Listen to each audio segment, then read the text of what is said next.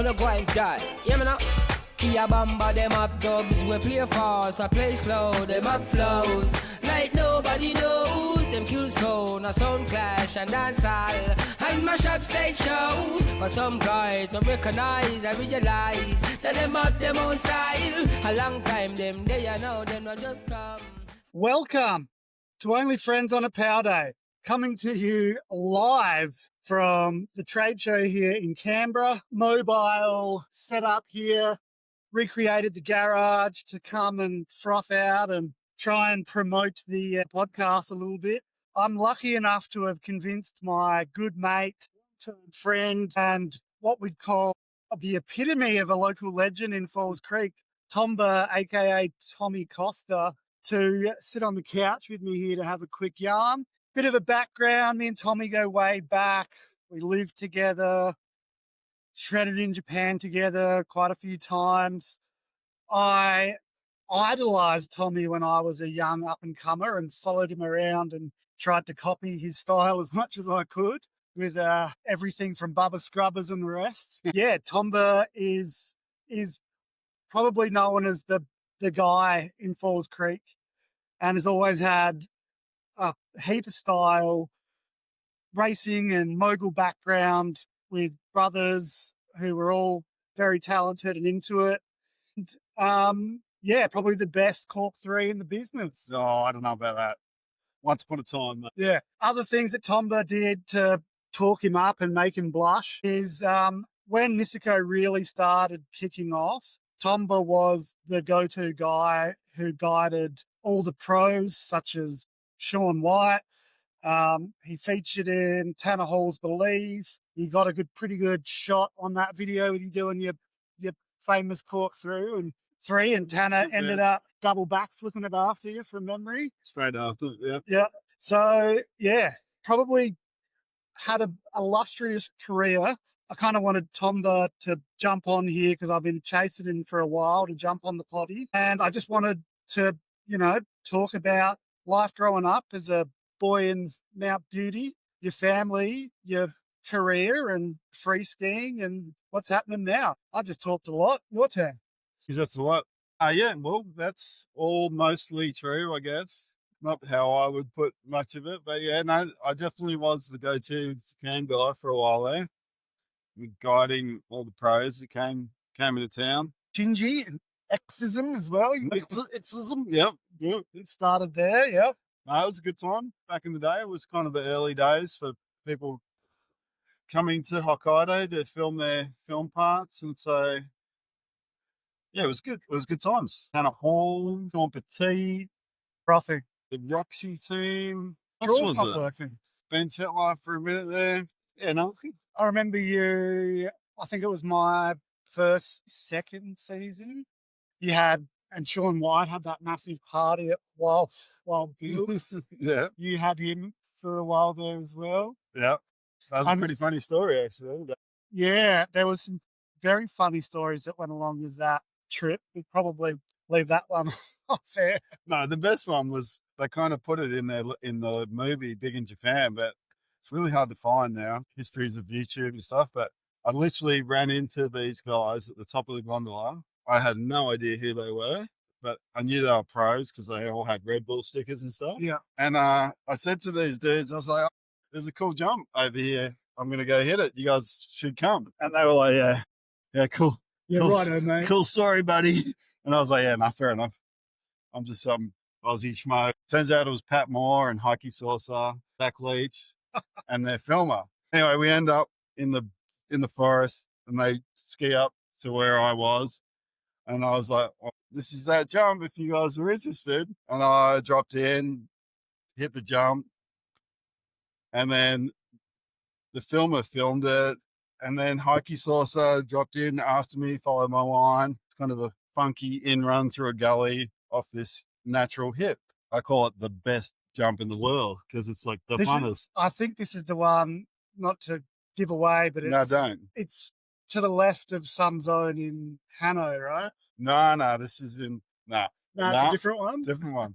Anyway, so Heike Saucer drops in, hits the jump, just turns on his heels and unclicks and goes, okay, we're going to hike. That's the funnest shit I did all season. And then the next day we came back with the whole crew, bought out Seiko Mart of all their snacks and just spent the whole day filming there. Everyone came. Tadashi Fuse was there. Yeah. Glory days. It became a full thing. It was like the main part of their section of filming in Niseko. So it was cool. It was just super cool. That's awesome, mate. So let's quickly talk about you growing up a little bit. Obviously grew up in Mount Beauty. More Falls Creek, really. Falls Creek, yeah. I guess you were there more so. It's just you've got a hut in the old yurt in Beauty. Your brother was an Olympian. Two brothers. But you and Simon probably super talented. Being naughty boys, didn't really quite get there, even though you were probably the most talented, unfortunately. No, Simon was the most talented, but being the black sheep of the family, he was the black sheep of the family. Yeah. And then, Adrian was the most dedicated, so he went the furthest. He did 4 Olympics. And so I was somewhere in the middle, I guess. Yeah, and I guess that's the way it always goes, right? Dedication gets you the furthest. Really does. And I remember when I first came to Falls Creek, there was the big air on Summit that year, and Simon was probably smashing a few drinks, wasn't entered into the competition, stole someone's bid, and then did like a D spin 7 or something. Yeah, that sounds about right. Yeah. And nearly like won the competition that he wasn't entered in. And I think that kind of explains Simon pretty well. Just a bloody weapon. Just a loose cannon. Yeah. Yeah. More talent than he knew what to do with, really. Yeah. More talent than brains, but we love you, Slugger. So growing up in Falls Creek, what was moguls was obviously what you boys were mainly into. But did you race much as well, mate? Or? Well, I started out cross country skiing because that was the cheapest thing to do. And then obviously I'm the youngest of 4, so my brothers raced. I followed them, did a bit of racing. Then they started skiing moguls when it became really popular. And obviously I followed them again because they were having fun skiing moguls. They were being successful. There was like money and hype in mogul skiing back then. Mosley. Oh no, well before Johnny Mosley. That's when it kind of hyped up and kind of went to more free skiing, I guess. Right? Yeah, that was almost like the crossover point. But yeah, so in the early days, it was all about mogul skiing, and I was young and I guess showed some talent doing that and pursued it almost all the way to the big game. There's a little hurdle there, wasn't there? There was lots of little hurdles, Yeah. So when was it at that point when you reached the hurdle that you decided to pursue free skiing more, or was it through Shred and Pow in Niseko? What made you decide to because I think you're a really good example of someone who just fucking loves skiing and still just skis all the time because you love it and skiing for you. At what point did you just decide that you just wanted to free ski and have fun instead of do competition or anything? Yeah. I don't know. I can't remember exactly what year it was, but basically when I finished up skiing moguls, I knew, I still loved skiing. So I went to Whistler for a couple of seasons and I had some real bad seasons. And I lived with some Japanese people and they were like, you should come to Hokkaido because we have really good snow there. And I was like, yeah. Sounds like a good idea. I like snow. I like snow. I like skiing. I like power. So yeah, it wasn't like ever really a conscious decision. I just really like skiing. So whatever it takes to keep skiing, that's what I'd try and do.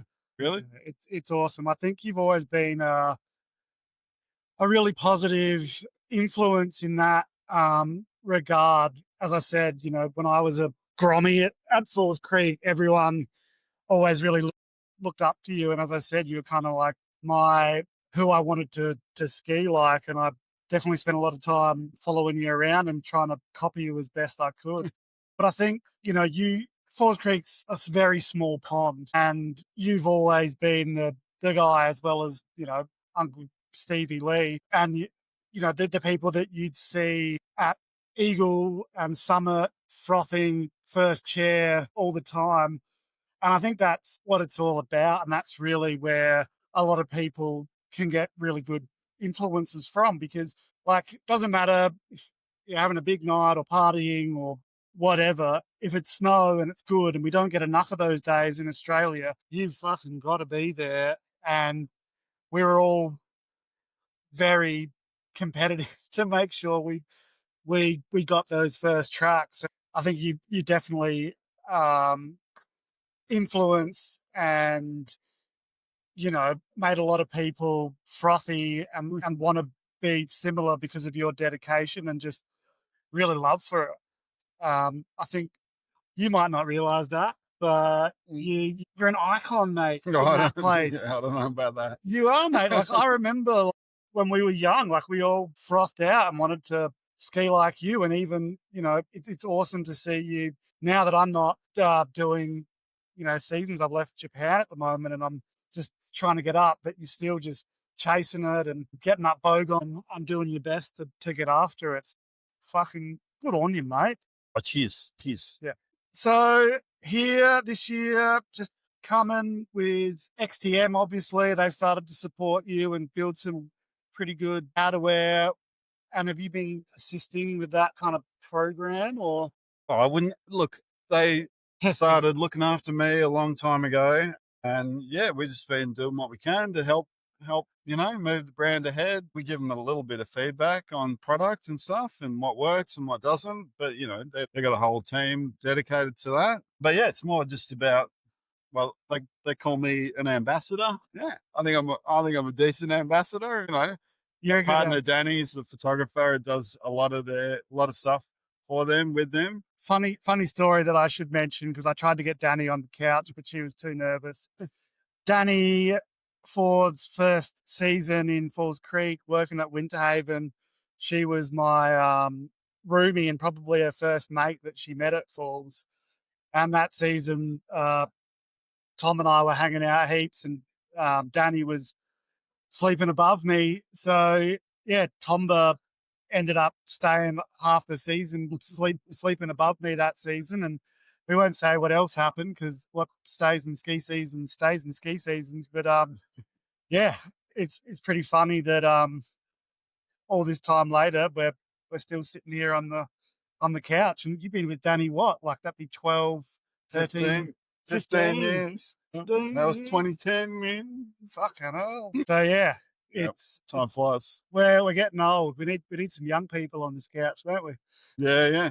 But also, mate, just to shout out, obviously K2 still supports you. You've been with them For a long really, time, yeah. really long time. Even longer than Danny.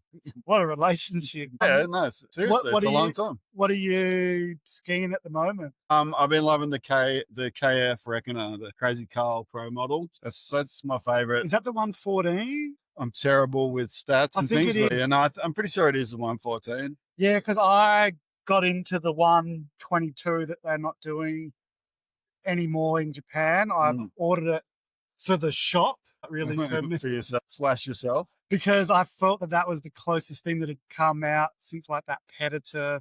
And that thing was, I love. We still have the Pettitors. We still have, like, we shit away the Pettitors in the shop, Yeah. because they just had so much pop and bounce. Yeah, I got a few sets of those hoarded away in my shed and stuff as well. And yeah, I, as I said to Anna Segal when I interviewed her, like, K2's a great ski, especially for Japanese powder conditions. They're friendly and fun. Yeah. So yeah, I'll take a look at the new Reckoner. I did give it a flex over there, and Yeah, it's super fun. Yeah. Super fun, heaps of pop. yeah, Just a good fun ski. that's what you want. That's certainly what I want. People sometimes ask me, like, why are you skiing on such a fat ski? I'm like, It's fun. this thing is super fun. Yeah, and that's it. Like, I've obviously skied on Faction a lot, and, you know, they're a little bit stiffer for what you'd want in Japan, I feel, because it's freaking Candide and he goes 400 miles an hour. Yep. But that K2 kind of style ski, and I think the JJ Ultralight over there is kind of similar. That super kind of playful, don't have to work too hard to have fun and wash off speed or whatever, is just the perfect kind of ski to have fun. even if it's soft, if you're a decent skier, it's still going to fucking hold an edge and do what you want it to do. Yeah. I think K2 really does nail that. I mean, no one likes skiing ice, let's be honest. Unless you're a fucking weirdo. So if the ski's soft, it's just going to work when the conditions are good. Well, what else, mate? I guess thanks for jumping on the couch, take up too much of your time. We got beers and slushies to drink. That's true. Yeah. Thanks for being my first little guest here at the tradie. No worries, bro. Thanks for the yarn, Lord, and look forward to getting back on the shred machine reviewing Japow and getting up Bogon for a skin as well, because I've been frothing to do so. So Yeah, sounds good, man. thanks, mate. No worries. Suspect on the grind die. Yeah, me now. Kia Bamba, them up dubs, we play fast, I play slow, them up flows. Like nobody knows, them kill sound, a sound clash and dance all. And mash up stage shows, but some guys don't recognize, I realize. So them up them own style. A long time them they are now, them not just come. And it's been a long while. Them want a piece of the pie. Whole heap of doublet and tune up a buy. Food to feed them family, that's no lie. Any idiot little sound try to test them I go die. Them not keep up. Look how long them a wait. A full time now, they get a slice of the cake. No sound fix because them bust through the gate. Through them play a good tune, and this a sound the paper rate.